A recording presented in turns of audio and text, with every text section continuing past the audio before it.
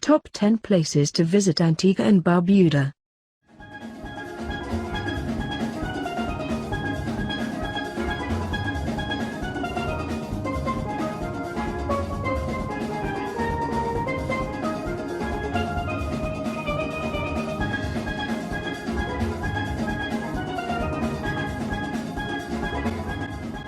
For more than 250 years, ships of all shapes and sizes have been drifting into the waters of Nelson's Dockyard, from the old cannon-topped frigates of the colonial British forces in the 1700s to the sparkling white yachts that billow down from Freeman's Bay today. The undisputed historical gem of Antigua and Barbuda as a whole, the site is now a listed heritage attraction. Visitors can see the aged naval capstans lining the water's edge, see a huge anchor left over from the great English naval warships that came this way, and wander between the ruins of the old boathouse and sail loft.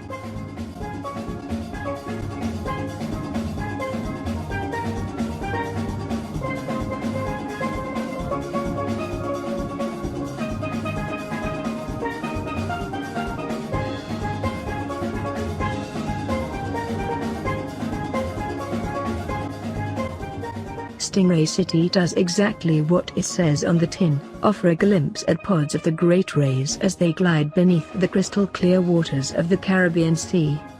Continually rated as one of the top things to do in Antigua, the spot can be found between the low-lying reefs just north out of Williki's town.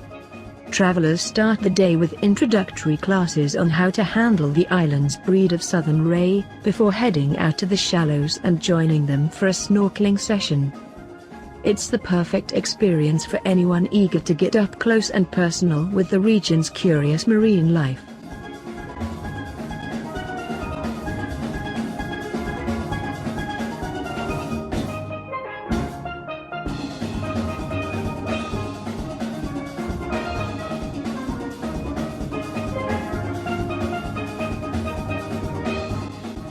Looming nearly 500 feet above the crashing waves of English Harbour is where visitors will find the ridges of iconic Shirley Heights, the island's most talked-about lookout point. Winding paths along the scrub-dressed hills outside of town are what take travelers here, and the humble entry fee is included in the price of tickets to Nelson's Dockyard. The views really are all they are cracked up to be too, with the deep blue of the Caribbean giving way to the rugged silhouette of Montserrat Mountain on Guadeloupe to the southwest, and the inland undulations of Antigua glowing in shades of emerald. Oh, and the famous green flash sunsets are another bonus.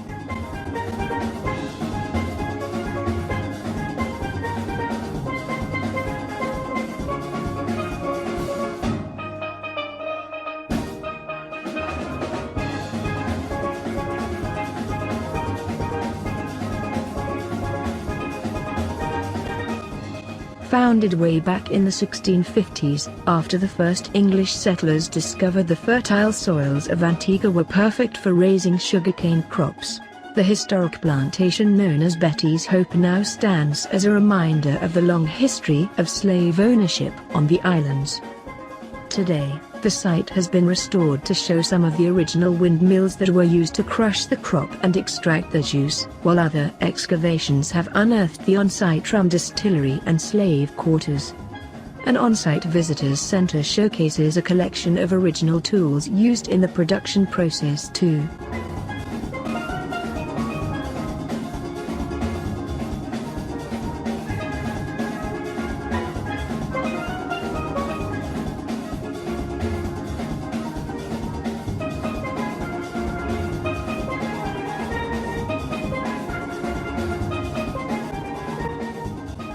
Clambering out of the crashing rollers of the Atlantic, where the billowing trade winds meet the rugged east coast of Antigua, Devil's Bridge is a breathtaking and eye-opening geological wonder. Eroded by the continuous onslaught of the waves, it's famed for its craggy appearance and the way the swells break dramatically, erupting like geysers against the rocks and blowholes along Indiantown Point. The spot is also steeped in a haunting history, and locals, especially the older ones, know it as the place where escaped slaves would go to commit suicide.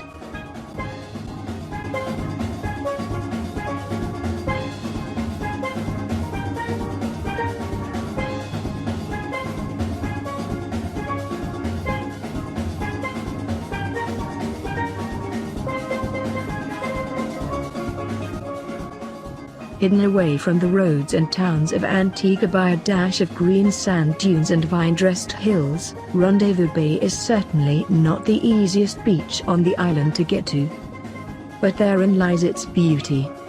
Almost always empty and secluded, the spot can only be reached after a 30-minute hike from the outskirts of Falmouth town. And boy is it worth it. Empty sands abut a sea of sky blue. Cacti loom on the hillsides and the salty breezes form the backing track. There are some tour operators who offer organized walks to Rendezvous Bay, perfect if you fancy a bit of company along the route.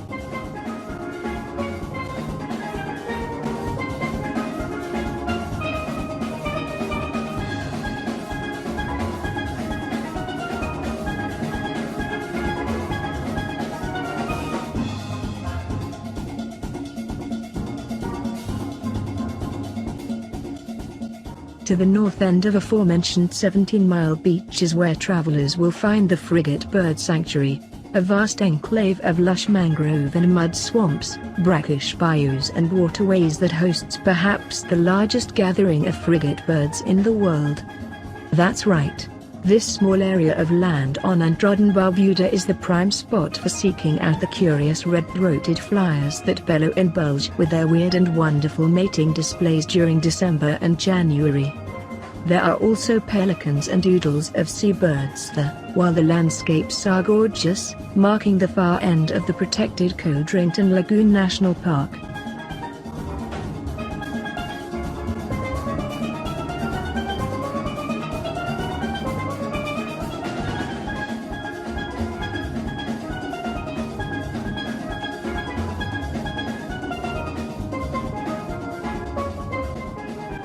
Of the legendary 365, people say one for each day of the year, individual beaches on the islands of Antigua and Barbuda, this narrow strip of glowing, talcum powder sand that abuts the waters of Lignum Vitae Bay is perhaps the single most quintessential necessary viewing for any dedicated beach lover.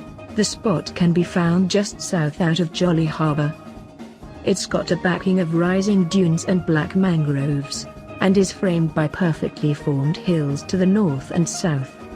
And for those who fall in love with Valley Church, there are cabanas and guest houses on offer just a stone's throw from the shore.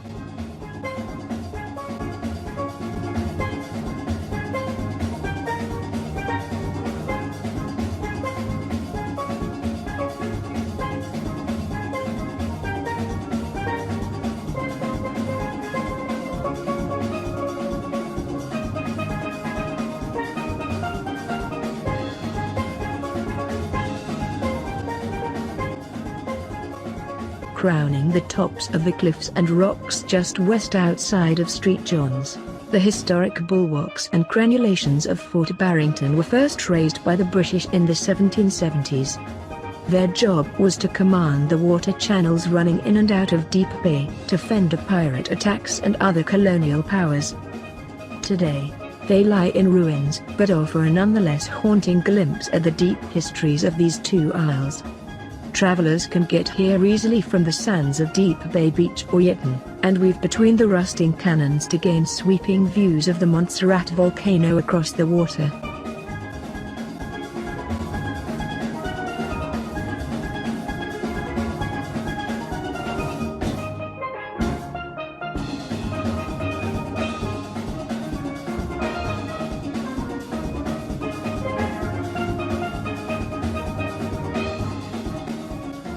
Jutting its way out into the waters where English Harbour gives way to Freeman's Bay, directly below the panoramic lookout points and barbecue eateries of Shirley Heights, this wall of sinewy cliffs is surely one of the most breathtaking rock formations in the Caribbean. They loom high above some popular snorkeling and sailing spots, looking chiseled and carved with their countless crevices and alcoves.